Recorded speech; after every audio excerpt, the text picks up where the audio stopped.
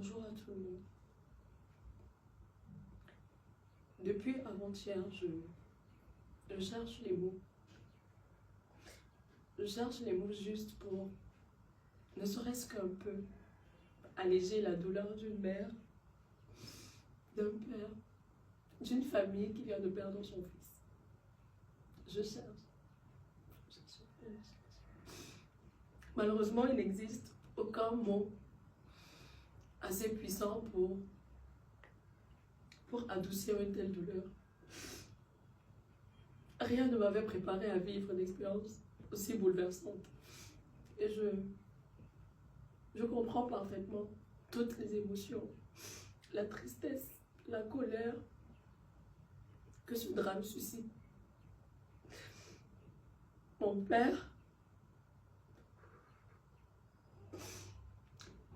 père est au cœur d'un acte tragique, un acte irréparable. Je n'ai pas été témoin, mais je suis sa fille et aujourd'hui, je pense que c'est suffisant pour que mon nom soit associé à toute cette douleur. Face à la gravité de la situation, j'ai d'abord pris du recul. Non pas pour fuir, mais par respect pour Mathis. Cet enfant de 6 ans qui a brutalement été arraché à la vie. Cet enfant qui aurait pu être le mien. Cet enfant qui aurait pu être votre enfant à vous aussi. Notre famille a essayé de rencontrer la famille éprouvée.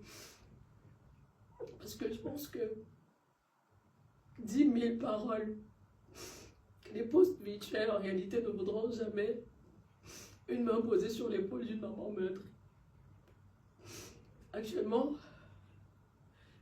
la blessure est encore béante et je comprends et je respecte le choix de la famille de nous recevoir ultérieurement.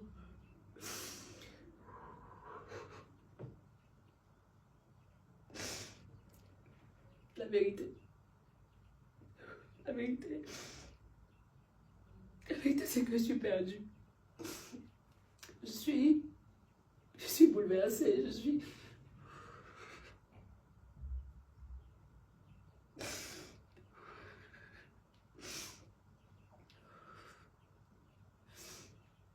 Mais je voudrais quand même le dire pour que ce rappel soit clair, que je condamne fortement toute forme de violence, peu importe les circonstances. Pour ceux qui connaissent mon travail, mes combats, mes convictions, mes valeurs ne changent pas. Même dans cette épreuve, même dans cette circonstance, même dans cette situation. Les forces de l'ordre se sont saisies de l'affaire. Puisse la justice suivre son cours de façon indépendante comme il se doit. Par respect pour la mémoire de Mathis, par respect pour le temps de deuil, mes concerts sont reportés. Les concerts initialement prévus le 23 mai au Palais des Congrès à Yaoundé et le 7 juin à l'Alhambra de Paris.